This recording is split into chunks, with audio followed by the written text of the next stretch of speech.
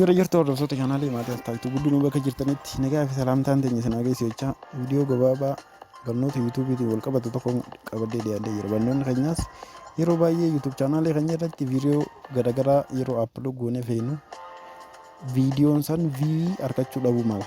Maal irraa kan ka'e kan jiru waliin ilaallaa jechuudha. Maal godhuu akka qabnu akkamitti akka vii guddaa argachuu dandeenyu viidiyoo yuutuub chaanaalee keenya irra jirurraa ittiin akka vii guddaa ittiin argannu tokko qabadee dhiyaatee jira. Gara viidiyootiin seenuun dura warri as taayituu sabskiraayib godhuun chaanaalee keenyaaf haaraa kan taatan sabskiraayib godhuun akka yeroo hunda viidiyoon barnootaa yeroo yerootti nuti gadhiifnu dafee isin bira ga'uuf ol notifikashinii irra godhadhaa jechaa kallattumaaniin gara viidiyootti isin seenaa. Jalqaba yuutuub chaanaalii irratti viidiyoo ol baasuuf aplood godhuuf wantoonni nu barbaachisan tokko inni tokkoffaan yuutuub chaanaalii viidiyoo aplood yeroo gootu maal goota taayitila qabaachuu qabda. Inni itti aanu immoo tambinaliidha. Akkasumas diskiripshinii illee sirri barreessitee qabaachuun hedduu bareedaa ta'a jechuudha. Ergasiin booda kan viiwiin kee isaan kana laala. Amma fakkeenyaaf namni tokko waan laaluu deemu tokko gubbuma isaa laala.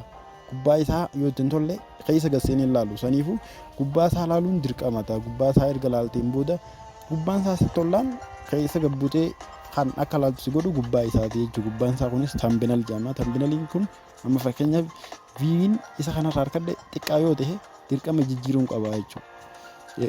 Akka atiraakti nama godhee sabskiraayibariin keenya sabskiraayibarii yuutuub chaanaalii keenya harkifamee taayitilii illee mata dureen jechuudha. Mata dureen yuutuub viidiyoo sanii bareedee akka namni dafee ilaaluuf kana cheenji godhuun dirqama ta'a jechuudha. Yoo viidiyoon keenya san law viiwarii ta'e viiwii xiqqaa yoo qabaate isaan akkamitti akka jijjiiruun isin agarsiisaa jechuudha kallattumaan.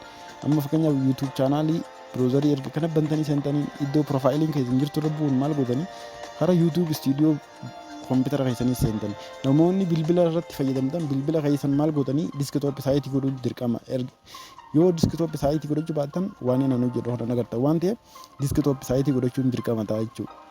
Diskitoop saayitii akkatti godhatan viidiyoo ammaan dura dabree irratti barsiiseetiin ture. Kaniifuu bilbila keessanis diskitoop saayitii godhachuun dirqama ta'a jechuudha. Viidiyoo nan barsiisu kan hunda akkaan barsiisu kanatti argachuudhaaf.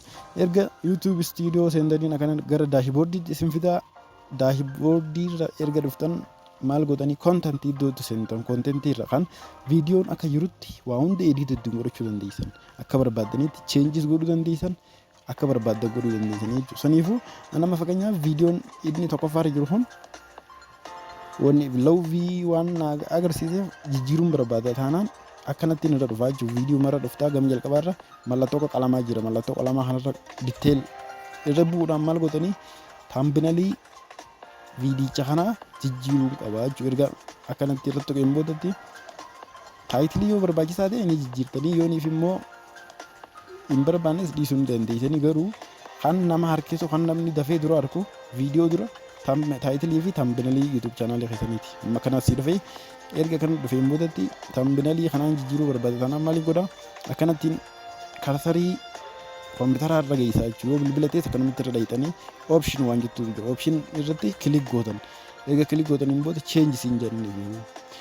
Cheenji irratti bu'uun isa dhayitanii bikka tambinalii footoo gama gubbaa irra mul'atu kana ediit itti godhatanii kaattan irra dhayitanii jechuudha. Anama fakkeenyaaf diskitoop marraan kaaddee kunoo isa kana ergaan isa kana argadeen booda irra kilik godheetumaan ooppiin jaanii jechuudha. Kallattumaan ooppiin argaan jeen booda tambinaliin viidiyoo kanaa hundi jijjiiramee jira jechuudha jirutti.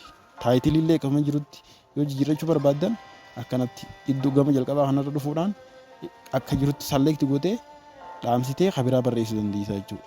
Erga jijjiirteen booda tambinaliis maal goota gama kana dhufta gama harka mirgaarra gubbaa kanarra iddoo seef jettuutu jira jechuudha. Hanga seef jettutti siin jijjiiru. Saniifuu seef erga ittiin booda kan siin jijjiiru. Kana yuutuub chaanaalii keessanirra viidiyoo ol baaftanii viidiyoon keessan viiwiin argamsiisan taanaan akkanatti taayitilii fi yuutuub viidiyoo tambinalii jijjiiradhaa. Viidiyoo harkadhaan jedha irraaf viidiyoon keenya kanuma hanga yerootti aan walitti deebinutti nagaan turaa waan nu daawwattaniif galatoomaa. Viidiyoo yeroo dudutul baamu yoo yaadarra qabaatan komeenti laayik sheer warri sabskiraayib godhu sabskiraayib godhaa isin jaa galatooma.